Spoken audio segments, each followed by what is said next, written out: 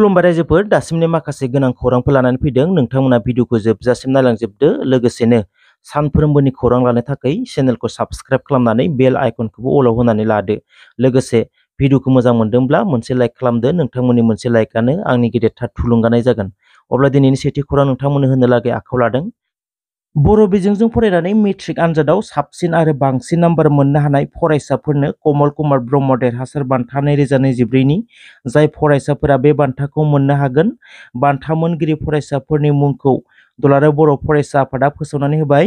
दुलाराय बर' फरायसा आफादनि गाहाय मावख' बड'सा हाउसआव दुलाराय बर' फरायसा आफादनि सोलोंथाइ नेहाथारि सोमावसार बसुमतारिया खौरांगिरि मेलनि गेजेरजों फोसावनानै होदों।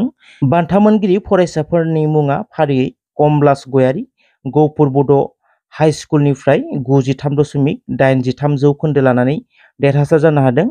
देरहासार बसुमतारि माख्रा हायार सेकेन्डारि स्कुल बिजिनिनिफ्राय 93.17 जौखोन्दो, बिसाल स्वर्गियारि जय बड' गागजेर बड' हाइ स्कुल बाक्सानिफ्राय 92.83 जौखोन्दो, प्रियंका कसारि इउएन एकाडेमि क'क्राझारनिफ्राय 92.83 जौखोन्दो, हेलेना बर' फुंबिलि सोलोंसालि दुवारकुसि तामुलपुरनिफ्राय 91.83 जौखोन्दो, निजोम बर' बाथौ आश्रम हायार सेकेन्डारि स्कुल बरमा बाक्सानिफ्राय 91.5 जौखोन्दो, नयनमणि बसुमतारि बाथौ आश्रम बोरिमाखा बाक्सानिफ्राय 91.33 जौखोन्दो, हादुंगोरा बसुमतारि जोंमा आरबिएम हायार सेकेन्डारि स्कुल बिजिनि 91.17 जौखोन्दो, रैरुब बसुमतारि सानजारां बर' फरायसालि बाक्सानिफ्राय 90.33 जौखोन्दो, बिमिका गयारि हाथरखि फरायसालि सालबारि बाक्सानिफ्राय 90.33 जौखोन्दो, लिपम बर' फुंबिलि सोलोंसालि दुवारकुसि तामुलपुरनिफ्राय 89.83 जौखोन्दो, मरमि गयारि सालबारि हायार सेकेन्डारि स्कुलनिफ्राय 89 जौखोन्दो, मिरसोरां नार्जारि गुरुदेब कालिचरण एकाडेमि दतमा क'क्राझारनिफ्राय 89 जौखोन्दो। गासै सा 13 फरायसाफोरा 2024 मायथाइनि कमल कुमार ब्रह्म देरहासार बान्थाखौ मोननो हादों। बे बान्थाखौ फैगौ 30 एप्रिल खालि क'क्राझार जिल्लानि सिङाव थानाय देबोरगाव हायार सेकेन्डारि स्कुलनि गेलेग्रा फोथाराव मोनसे मेहेरगोनां हाबाफारि खुंफुंनानै राननानै होगोन होननानै फोसावनानै होदों। 2024 मायथाइनि मेट्रिक आनजादखौ बर' बिजोंजों फरायनाय फरायसाफोरा गासै 16,148 फरायसाफोरा आनजादखौ लिरदोंमोन। बिनिनो पास खालामदों 13,294 आरो बिनिनो फार्स्ट डिभिजनाव पास खालामनाय फरायसाफोरा गासै 3,831, सेकेन्ड डिभिजनाव पास खालामनाय फरायसाफोरा गासै 6,896 आरो थार्ड डिभिजनाव पास खालामनाय फरायसाफोरा 2,567 आरो फेल जानाय फरायसाफोरनि अनजिमाया 2,854।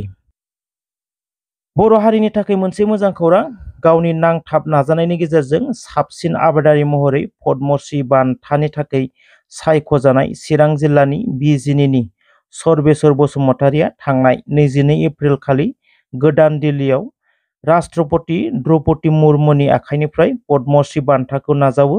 मख'नो गोनांदि बर' हारिनि गेजेराव दासिमाव 4 गेदेमाफोरा पद्मश्री बान्थाखौ मोननो हानाया बर' हारिनि थाखाय जोबोरैनो गोजोनथाव खौरां। गिबियाव मदाराम ब्रह्म बिथाङा फार्स्ट टाइम पद्मश्री बान्थाखौ मोननो हानायाव बर' हारियाव मोनसे गोजोनथाव आरो गोग्गानाय लाबोनो हादोंमोन।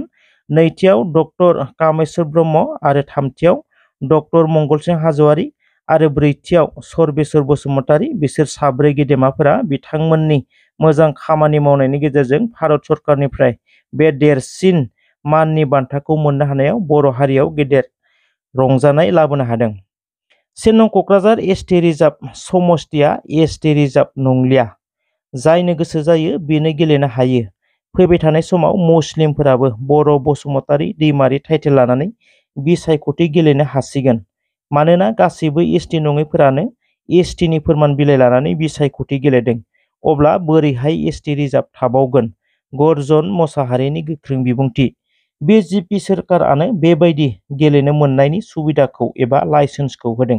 आसामनि गिबि मन्थ्रि आरो माखासे जोंनि बर' दैदेनगिरिफोरानो बेबायदि लाइसेन्सखौ होखादों, बुंदों 1 नं क'क्राझार लकसभा बियाबनि कंग्रेसनि बिजाथि गर्जन मोसाहारि। एमपि इलेक्सनाव देरहानांगौनि मिजिंजों गुबुन दोलोफोर बायदिनो गोख्रोङै बिसायख'थिनि थाखाय साखाफारा जादों कंग्रेस दोलोनि बिजाथि गर्जन मोसाहारि। बर'नि भट 2 लाख, मुसलमानफोरनि भट 2 लाख, आदिबासिफोरनि भट 60,000 आरो गुबुन गुबुन जनगोष्ठीनिफ्राय एसे एनै भट फैब्लानो कंग्रेस दोलोआ देरहागोन होननानै बुंदों गर्जन मोसाहारि। चिरां जिल्ला एक्स एनडिपि इउनाइटेड फराम आरो क'क्राझार जिल्ला एक्स एनडिपि इउनाइटेड फरामआ एनडिएनि बिजाथि जयन्त बसुमतारीखौ मदद खालामगोन होनना फोसावदों। लोगोसे बाक्सा आरो उदालगुरि जिल्लानि एक्स एनडिपि इउनाइटेड फरामआबो एनडिएनि बिजाथिखौ मदद खालामगोननि इसारा होदों। चिरां जिल्ला इउनाइटेड फराम अफ एक्स एनडिपिनि जेनेरेल सेक्रेटारिया बिटिआर एकर्डनि दफाफोरखौ मावफुंनो थाखाय चिरां आरो बाक्सा जिल्लानि एक्स एनडिपि इउनाइटेड फरामआ हेफाजाब होगोन होननानै खौराङाव फोसावनायखौ नुनो मोन्दों। एमपि बिसायख'थिनि उनाव बिटिआरआव रोजा रोजा लाइमोनफोरखौ लाफानानै इयुथ कनफारेन्स खुंफुंगोन होननानै बुंदों बिटिआरनि गाहाय खुंगिरि प्रमद बर'आ।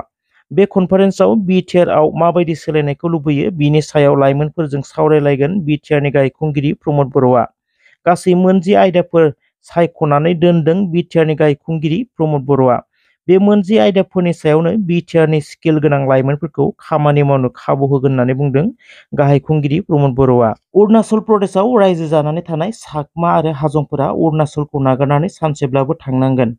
अरुणाचल प्रदेशनि सिटिजेनशिप जानो हानाय नङा एबा पार्मानेन्ट रेसिडेन्सनि मोनथायखौ होनाय जानाय नङा। चाकमा आरो हाजंफोरनो मख'नो गोनांदि गोबां बोसोरनिफ्रायनो अरुणाचल प्रदेशआ चाकमा आरो हाजंफोरखौ आश्रय होनानै लाखिबोदों। नाथाय अरुणाचल प्रदेशआ रोखायै फोसावना होदों दि चाकमा आरो हाजंफोरा अरुणाचलाव जेसेबां दिन थागोन आलासि बायदि जानानै थानांगोन, नाथाय माब्लाबाबो सिटिजेनशिपनि मोनथायखौ मोननाय नङा होननानै बुंदों केन्द्रीय मन्त्री किरेन रिजिजुआ। आरो बिनि सायाव आयेनबो खालामनाय जाखाबाय होननानै बुंदों किरेन रिजिजुआ। बिथांमोननि बेबस्थानि थाखाय अरुणाचल सरकारा आसाम सरकारजों सावरायनाया जाखाबाय होननानै बुंदों किरेन रिजिजु। अरुणाचलाव थानाय चाकमा आरो हाजंफोरखौ आसामाव लाबोनानै आसामाव थानो मोननायनि मोनथायखौ एबा आसामनि थागिबि खालामनो थाखाय आसाम सरकार आरो अरुणाचल सरकारजों सावरायनानै थि खालामबाय होननानै बुंदों। बिथांमोननि थाखाय बबेबा जायगाखौ सायख'नानै चाकमा आरो हाजंफोरखौ दोननो थाखाय भारत सरकारनि हम मिनिस्टार अमित शाहजोंबो सावरायनाय जादों होननानै बुंदों किरेन रिजिजुआ। बे बाथ्रानि सायावनो खौरांगिरिफोरनि सोंथियाव आसामनि गिबि मन्थ्रि डक्टर हिमन्त बिश्व शर्माया बुंदों, भारत सरकारा बे बाथ्राफोरनि सायाव सावरायाखै, नाथाय किरेन रिजिजुआ अरुणाचलाव पलिटिकेलनि थाखायसो बुंदों। चाकमा आरो हाजंफोरखौ जोंनि आसामाव दोननो जायगा गैया। किरेन रिजिजुआ मा बुंदों बिनि सायाव इलेक्सननि उनावसो सावरायगोन होननानै बुंदों हिमन्त बिश्व शर्माया। पानेरि बियाबनि गासैबो रायजो राजाफोरा एनडिएनि बिजाथि दिलीप सयकियानोनो भट होजोबगोन होननानै बुंदों आसाम आयेन आफादनि बुंथिगिरि बिस्वजित दैमारिया। जायफोर मानसिया बेक्तिगतनि थाखायल' सानग्रा, देशजों सोमोन्दो गैयै, समाजजों सोमोन्दो गैयै, गावनि न'खराव मा मोनदों मा मोनाखै बेजोंबो सोमोन्दो गैयै, गुबुनखौ गाज्रि मोनग्रा, बिस्वजित दैमारिखौ गाज्रि मोनग्रा, हिमन्त बिश्व शर्माखौ गाज्रि मोनग्रा, प्रमद बर'खौ गाज्रि मोनग्रा, बेफोरबायदि मानसियाल' बिपिएफनो आरो कंग्रेसनो भट होगोन होननानै बुंदों बिस्वजित दैमारि। फैगौ 26 एप्रिलाव दरं उदालगुरि बियाबआव बिसायख'थिया जानो थांगासिनो, गासैबो दोलोआनो साखा-फारा जानायखौ नुनो मोन्दों। नब कुमार सरनियाया हिन्दीबो रोङा, इंराजिबो रोङा, बिनिखायनो 10 बोसोर एमपि जाबोनानै पार्लियामेन्टआव मोनसेबो बाथ्रा बुंनो हायाखै। बिपिएफनि बिजाथि खाम्फा बरग'यारि इंराजि आरो हिन्दीआव जोबोर गोरों। बेबादि बिजाथिखौसो बिपिएफआ सायख'दों, जाहाथे पार्लियामेन्टआव जोंनि जानानै बाथ्रा बुंनो हायो। कास्टम बसुमतारी। दरं उदालगुरियाव बर' बिजाथि दुर्गादास बर' थासेयावबो दिलीप सयकियानो भट होनांगौ होननानै एबसु आरो इउपिपिएलआ बोरैहाय बुंनो हाखो? कास्टम बसुमतारीनि गोख्रों अजद। इउपिपिएल आरो एबसुआ दरं उदालगुरि बियाबखौ बेसेबां राङाव फानखो? बिनि फिननायखौ इउपिपिएल आरो एबसुआ होथों। कास्टम बसुमतारी। थेंक इउ स' माच रायजोफोर, जायफोरा भिडिअखौ जोबजासिम नायजोब्बाय। नोंथांमोना भिडिअखौ मोजां मोनदोंब्ला मोनसे लाइक खालामदो। लोगोसेनो सानफ्रोमबोनि खौरां लानो थाखाय चेनेलखौ साबस्क्राइब खालामनानै बेल आइकनखौबो अलाव होनानै लादो।